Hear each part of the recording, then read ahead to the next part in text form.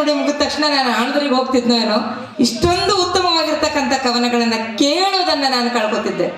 ನನಗೊಂದು ಕವನ ಎಷ್ಟು ನನ್ನ ಹೃದಯಕ್ಕೆ ಟಚ್ ಆಯಿತು ಅದಂದರೆ, ಮನುಷ್ಯರನ್ನ ಕಾಡುವಷ್ಟು ಕೆಟ್ಟದಾಗಿ ಪಿಚಾಸಿಗಳು ಕಾಡೋದಿಲ್ಲ ಅಂತ ಬರೆದ್ರು ಯಾರೋ ಒಬ್ರು ಕವಿಗಳು.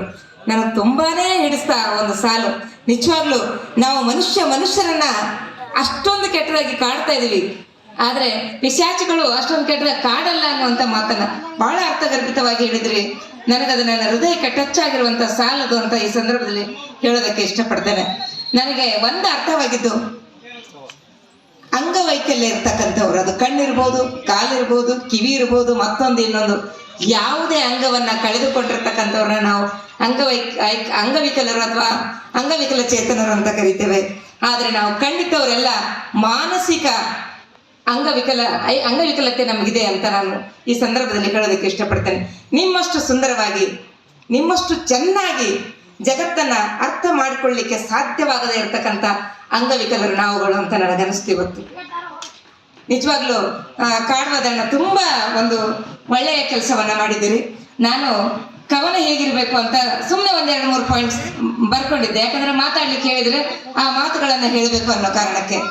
ಕಾವ್ಯದಲ್ಲಿ ಮೌನ ಇರಬೇಕು, ಕಾವ್ಯ ಮಾತಾಡಬೇಕು, ಕಾವ್ಯದಲ್ಲಿ ಮೌನವೂ ಮಾತಾಡಬೇಕು, ಈ ತರದ ಕೆಲವು ಅಂಶಗಳನ್ನು ನಾನು ಬರ್ಕೊಂಡಿದ್ದೆ. ಇವತ್ತು ನಿಮ್ಮೆಲ್ಲರ ಕವನಗಳನ್ನು ಕೇಳಿದಾಗ ನನಗನ್ನಿಸ್ತು, ನಿಮ್ಮ ಕವನದಲ್ಲಿ ಮೌನವೂ ಮಾತಾಡಿತು.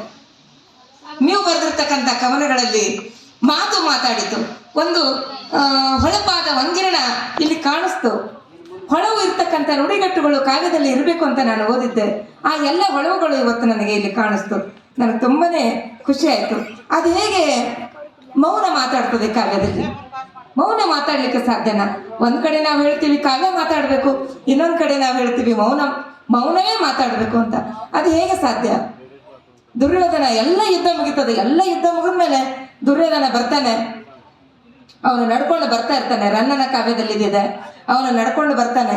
ಕೇಳ್ತಾರೆ ಅವನನ್ನ, ರನ್ನ, ಇದು ದುರ್ಯೋಧನ, ನಿನ್ನ 99 ಸಹೋದರನ್ನ ಕಳ್ಕೊಂಡಿದೀಯಾ, ನಿನ್ನ ತಾಯಿ ಕೇಳಿದ್ರೆ ಏನ್ ಹೇಳ್ಬೇಕು, ಏನಂತ ಹೇಳಲಿ? ಆಗ ದುರ್ಯೋಧನನ ಕಣ್ಣಿನಿಂದ ಧಾರಾಕಾರವಾಗಿ ಕಣ್ಣೀರು ಬರ್ತದೆ ಅಂತ ರನ್ನನ ಕಾವ್ಯದಲ್ಲಿ ಬರ್ತದೆ ಆ ಒಂದು ದೃಶ್ಯ. ಹೌದು, ಅಲ್ಲಿ ದುರ್ಯೋಧನನ ಮೌನ ಮಾತಾಡ್ತದೆ ಕಣ್ಣೀರಿನ ಮೂಲಕ. ಈ ರೀತಿ ಕಾವ್ಯ ಮಾತಾಡಬೇಕು. ಕಾವ್ಯದಲ್ಲಿ ಒಂದು ಪಿಸು ಮಾತಿರಬೇಕು, ಕಾವ್ಯದಲ್ಲಿ ಒಂದು ಹೊಳೆಯುವಂತ ನುಡಿಗಟ್ಟಿರಬೇಕು. ಆ ಎಲ್ಲವೂ ಇವತ್ತಿನ ಕವಿಗೋಷ್ಠಿಯಲ್ಲಿ ನನಗೆ ಕಾಣಿಸ್ತು. ಅಂಧರ ಸಂವೇದನೆಗಳ ಬಗ್ಗೆ ಹೇಳಿದ್ರೆ ಯಾರು, ನಿಜವಾಗ್ಲೂ ಅದ್ಭುತವಾಗಿರ್ತಕ್ಕಂಥ ಸಂವೇದನೆಗಳು. ಮುಂಬರುವ ದಿನಗಳಲ್ಲಿ ಬರೀ ಅಂಧರು ಮಾತ್ರ ಅಲ್ಲ, ಎಲ್ಲ ಅಂದ್ರೆ ಬೇರೆ ಬೇರೆ ಅಂಗವೈಕಲ್ಯ ಇರ್ತಕ್ಕಂಥ ವಿಕಲಚೇತನರು ತಮ್ಮ ಜೀವನದ, ತಮ್ಮ ಬದುಕಿನ ತಲ್ಲಣಗಳನ್ನ, ನೋವುಗಳನ್ನ, ಅವರಿಗಾಗಿರ್ತಕ್ಕಂಥ ಅನುಭವಗಳನ್ನ ಕಾವ್ಯದಲ್ಲಿ ಹಿಡಿದಿಡ್ಲಿ. ಮುಂಬರುವ ದಿನಗಳಲ್ಲಿ ಸಾಹಿತ್ಯ ಲೋಕದ, ಸಾರಸ್ವತ ಲೋಕದಲ್ಲಿ ತಾವೆಲ್ಲರೂ ತುಂಬಾ ಶ್ರೇಷ್ಠವಾದ ಸಾಧನೆಯನ್ನ ಮಾಡಲಿ ಅನ್ನುವಂಥ ಮಾತನ್ನು ಹೇಳ್ತೇನೆ. ನಾನು 1-2 ಮಾತಾಡ್ಲಿಕ್ಕೆ ನಿಮ್ಗೆ ಹೇಳ್ತೇವೆ ಅಂತ ಅವ್ರು ಹೇಳಿದ್ರು. ನಾನು ಅಂಗವಿಕಲರು ಮಾಡಿರ್ತಕ್ಕಂಥ ಕೆಲವು ಸಾಧನೆಗಳನ್ನ ಪಟ್ಟಿ ಮಾಡಿದ್ದೆ. ಅರುಣಿಮಾ ಸಿನ್ಹಾ ಇರ್ಬೋದು, ನಿಕೋಲಿಸ್ ಇರ್ಬೋದು, ಇವ್ರ ಬಗ್ಗೆ ಒಂದಿಷ್ಟು ಪಟ್ಟಿ ಮಾಡಿದ್ದೆ. ಆದ್ರೆ ಅದನ್ನು ಹೇಳೋದಕ್ಕೆ ನನಗೆ ಈಗ ಮನಸ್ಸಾಗ್ತಿಲ್ಲ. ಯಾಕೆ ಮನಸ್ಸಾಗ್ತಿಲ್ಲ ಅಂದ್ರೆ, ಇಲ್ಲಿ ಕೂತವರು ತುಂಬಾ ಸಾಧನೆಗಳನ್ನ ಮಾಡಿದ್ರಿ ಅಂತ ನನಗನ್ನಿಸ್ತು.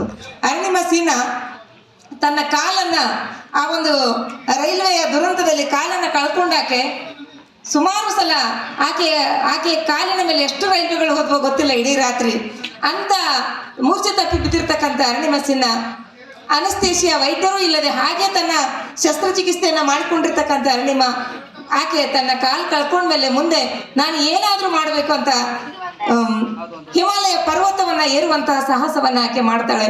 ಹಿಮಾಲಯ ಪರ್ವತವನ್ನ ಏರಿದ ಮೊಟ್ಟ ಮೊದಲ ಅಂಗವಿಕಲ ಚೇತನ ಆಕೆ ಆಗ್ತಾಳೆ. ಇಂಥ ಅನೇಕ ಸಾಧನೆಗಳನ್ನ ನಮ್ಮ ಅಂಗವಿಕಲ ಚೇತನರು ಮಾಡಿದ್ದಾರೆ. ನಿಕೋಲಿಸ್ ಕೂಡ ಹುಟ್ಟುತ್ತಾನೆ, ಆತನ 2 ಕೈಗಳಿಲ್ಲ, 2 ಕಾಲ್ಗಳು ಇಲ್ಲ, ಮಾಂಸದ ಮುದ್ದೆಯಂತೆ ಹುಟ್ಟಿರ್ತಕ್ಕಂಥ ನಿಕೋಲಿಸ್ ಸತ್ತೇ ಹೋಗ್ಬೇಕು ಅಂತ ಅನ್ಕೊಂಡಿರ್ತಾನೆ. ಆತ ಒಬ್ಬ ಅಂಗವಿಕಲರ ಒಂದು ಯಶೋಗಾಥೆಯನ್ನು ಓದಿದ್ಮೇಲೆ ಅವನು ನಿರ್ಧಾರ ಮಾಡ್ತಾನೆ, ನಾನು ಸಾಯಬಾರ್ದು, ಏನಾದರೂ ಸಾಧಿಸ್ಬೇಕು, ಏನಾದರೂ ಒಂದು ಸಾಧನೆಯನ್ನು ಮಾಡಬೇಕು ಅಂತ. ಮುಂದೆ ಆತ ಇಡೀ ಜಗತ್ತಿನ ಅತ್ಯದ್ಭುತ ಮಾತುಗಾರನಾಗ್ತಾನೆ, ಮೋಟಿವೇಶನಲ್ ಸ್ಪೀಕರ್ ಆಗ್ತಾನೆ. ಹೀಗೆ ಬೇಕಾದಷ್ಟು ಸಾಧನೆ ಮಾಡಿರ್ತಕ್ಕಂತಹ ನಮಗೆ ವಿಕಲಚೇತನರು ಸಿಗ್ತಾರೆ. ಹೀಗಾಗಿ ಅಂಗವಿಕಲ ಅಂತಕ್ಕಂಥದ್ದು ದೇಹಕ್ಕೆ ಮಾತ್ರ ಅಲ್ಲ, ಅಂಗವೈಕಲ್ಯವು ಮನಸ್ಸಿಗೂ ಇದೆ. ಮನಸ್ಸಿಗೆ ಅಂಗವೈಕಲ್ಯ ಇರ್ತಕ್ಕಂಥ ನಾವುಗಳೆಲ್ಲರೂ ನಿಮ್ಮ ಮುಂದೆ ಏನೂ ಅಲ್ಲ ಅನ್ನುವಂಥ ಒಂದು ಮಾತು, ಒಂದು ಹೊಳವು ಇವತ್ತು ನನಗಾಗಿದೆ.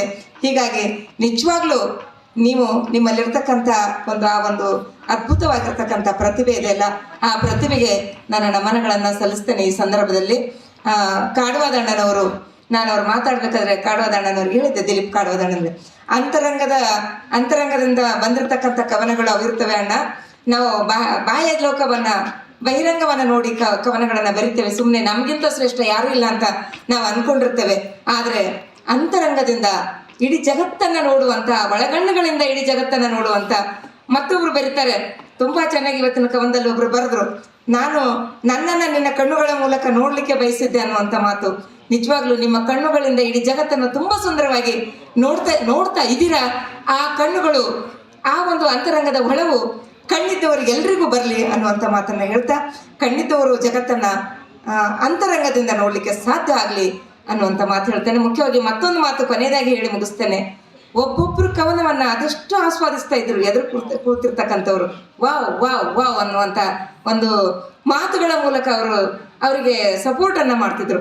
ಕಣ್ಣಿದ್ದವರು ನಾವುಗಳು ನಮ್ಮ ಎದುರಿಗೆ ಇದ್ದವರು ಒಂದು ಕವನವನ್ನು ಓದಿದಾಗ ಎದುರಿಗೆ ಕೂತವ್ರು, ಈಕಿ ಏನು ಮಹಾ ಓದಿದ್ಲು, ಇವ ಏನು ಮಹಾ ಓದಿದ್ಲು, ಬಿಡು ಇದೇನು ಮಹಾ ಕವನ, ಇವ ಏನು ಭಾರಿ ಕವನ. ಈ ತರದ ಅಂಗವೈಕಲ್ಯವನ್ನ ನಾವು ಪ್ರದರ್ಶನ ಮಾಡ್ತೀವಿ, ಮಾನಸಿಕ ವೈಕಲ್ಯವನ್ನ ನಾವು ಪ್ರದರ್ಶನ ಮಾಡ್ತೀವಿ. ನೀವುಗಳು ಅದೆಷ್ಟು ಸುಂದರವಾಗಿ ವಾವ್ ವಾವ್ ಅಂತ ಒಬ್ರಿಗೊಬ್ರು ಪ್ರೋತ್ಸಾಹವನ್ನ ಕೊಡ್ತಾ ಇದ್ರಲ್ಲ, ನಿಜವಾಗ್ಲೂ ನನಗೆ ತುಂಬಾ ಖುಷಿಯಾಗಿದೆ. ಈ ಸಂತಸವನ್ನ ನನ್ನ ಶಬ್ದಗಳಲ್ಲಿ ಹಿಡಿದಿಡ್ಲಿಕ್ಕೆ ನನಗೆ ಸಾಧ್ಯ ಆಗ್ತಾ ಇಲ್ಲ ಅನ್ನುವಂಥ ಮಾತನ್ನು ಹೇಳಿ ನಾನು 2 ಮಾತುಗಳನ್ನು ಮುಗಿಸ್ತೇನೆ. ಧನ್ಯವಾದ.